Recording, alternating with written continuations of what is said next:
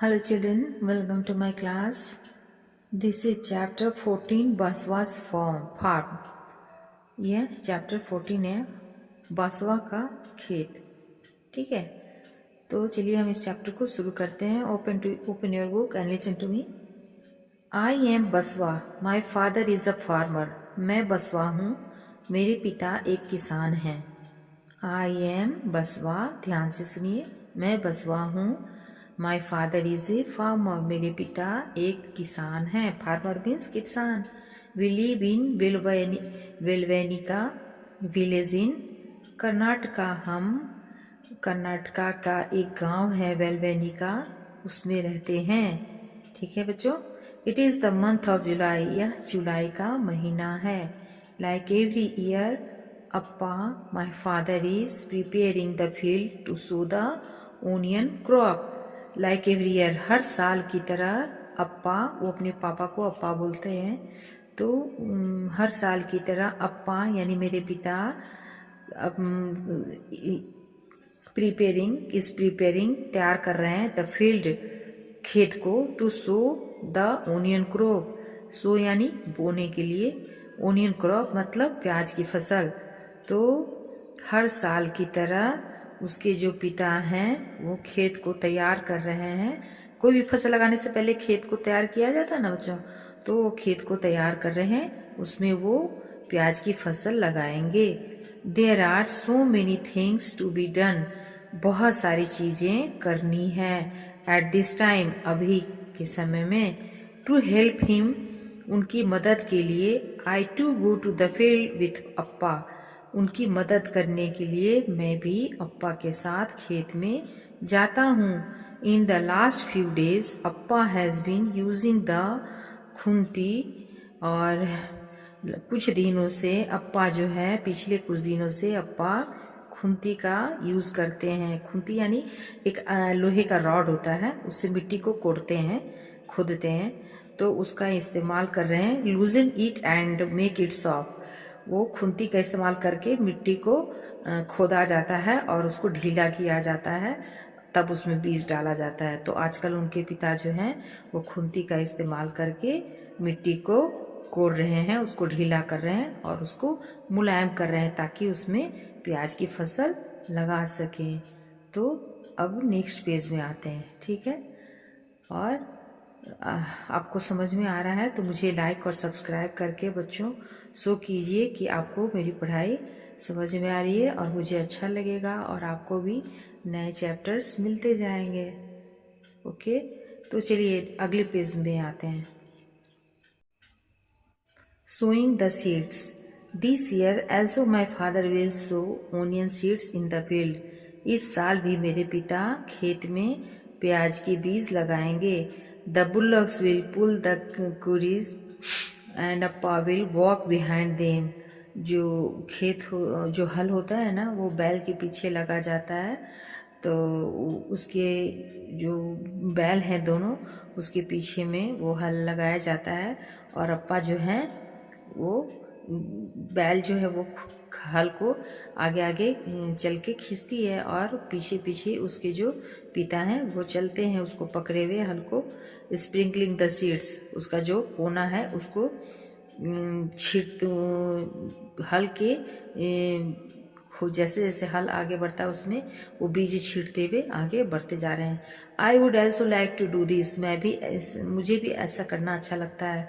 Just like my अप्पा, जैसे मेरे अप्पा करते हैं. But appa says that it is necessary to drop the right amount of seed at a regular distance. जैसे बैल आगे आगे चलती है और हल के पीछे पीछे उसके पापा बीज बराबर डिस्टेंस पे छिड़कते जा रहे हैं, तो वो बोलता है कि मुझे भी ये काम करना अप्पा की तरह बहुत पसंद है. लेकिन अप्पा कहते हैं कि सही मात्रा में बीज को और निश्चित डिस्टेंस पर डालना जरूरी है, जहां तहां जैसे तैसे नहीं डाल सकते हैं. तो वो बहुत ही अंदाज से करना होता है, एक सही डिस्टेंस पर और सही मात्रा में बीज को डाला जाता है. वही छिड़क रहे हैं वो अपने हिसाब से उसको कहाँ पे कितना बीज डालना है, कैसे छिड़कना है। This is not so easy to do, यह करना बहुत आसान नहीं है। वो करना चाहता है लेकिन ऐसा करना आसान नहीं है क्योंकि उसको पता नहीं कि कितनी कितनी दूरी पे छिड़कना है और कितने कितने अमाउंट में छिड़कना है। इसके पिताजी बहुत ध्यान से करते हैं।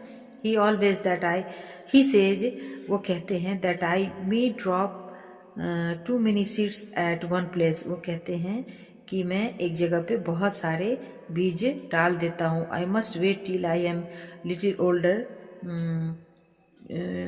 To be able to this properly. वो कहता है कि डेट आई में ड्रॉप टू मिनट्स, मैं क्या करता हूँ कि मुझे तो पता नहीं है, तो मैं एक जगह पे बहुत सारे बीज डाल देता हूँ और आई मस्ट वेट, और मुझे वेट करना चाहिए till I am little older to be able to this properly. और जब मैं बड़ा हूँ तो उसको ठीक से करने के लिए इंतज़ार करूँ। मतलब कहने का कि उसके पापा कहते हैं कि बीज जो डालना होता है वो प्रॉपर प्लेस पे एक निश्चित दूरी पे और सही मात्रा में डाला जाता है। और वो डालना चाहता है लेकिन वो क्या करता है, वो एक ही जगह पे बहुत सारा बीज डाल देता है। इसलिए उसको अभी बड़े होने का इंतजार करना चाहिए और ताकि वो इस काम को ठीक से करने लायक हो जाए और तब करे। What other ways could be used to block the fields instead of animals? Discuss. खैर ये क्वेश्चन है कि खेत में हल चलाने के लिए जानवर के अलावा क्या चीज़ का इस्तेमाल कर सकते हैं। द स्प्राउट्स अपीयर, तो ऊपर पे हम लोग पढ़े कि वो बीज छिड़कते हैं हल के पीछे पीछे। अब it is now 20 days since the seed were Son.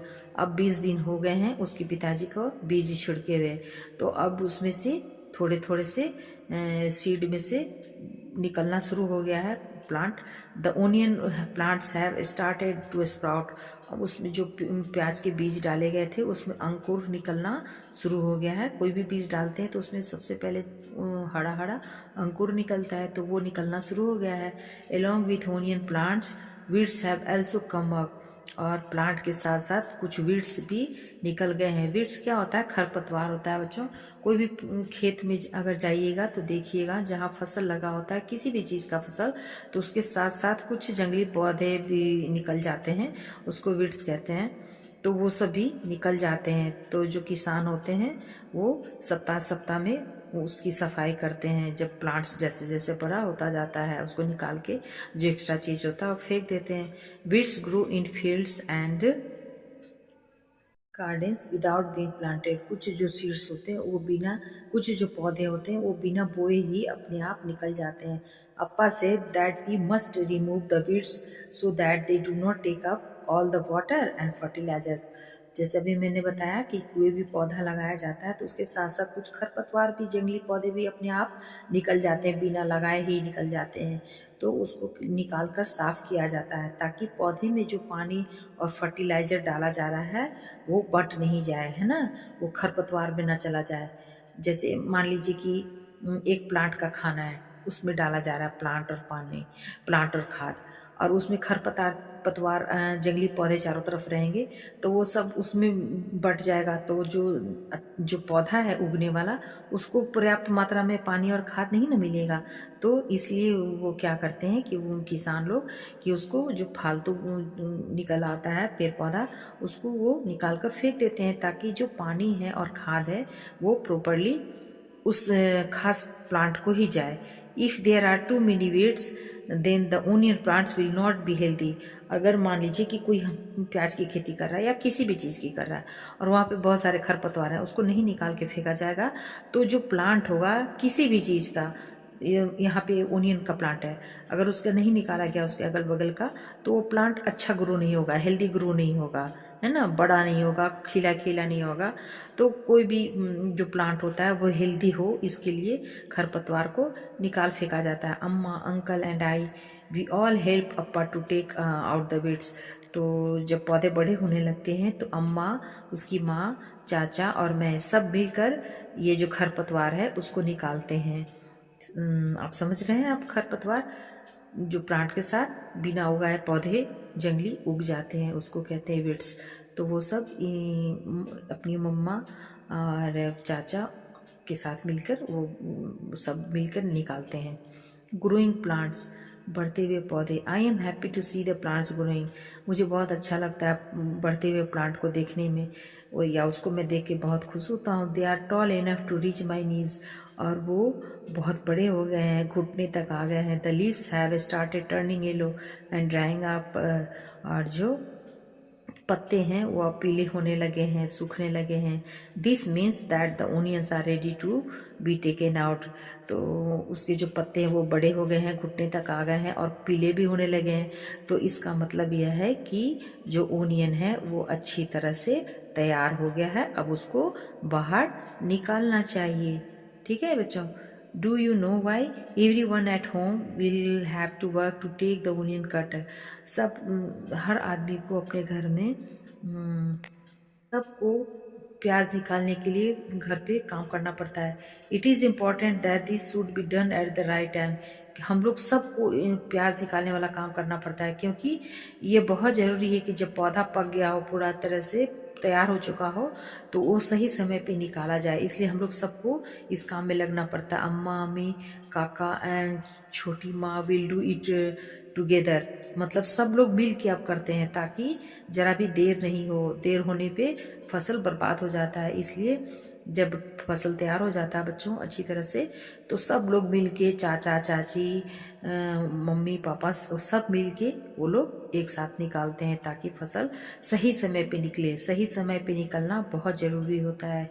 If we are late the onion will rot in the ground, क्योंकि अगर वो लोग लेट कर देंगे तो जो प्याज है वो ज़मीन में ही सड़ जाएगा। Itself and all our hard work will be wasted, और जितनी भी हमारी मेहनत है बच्चों वो सब बर्बाद हो जाएगी। तो ये अब चलिए हम नेक्स्ट पेज में आते हैं। ठीक है। इस every one at home is happy, सब लोग घर में बहुत खुश हैं। This time the onions are big and healthy, क्योंकि इस बार जो प्याज है वो बहुत बड़े बड़े और स्वस्थ हुए हैं।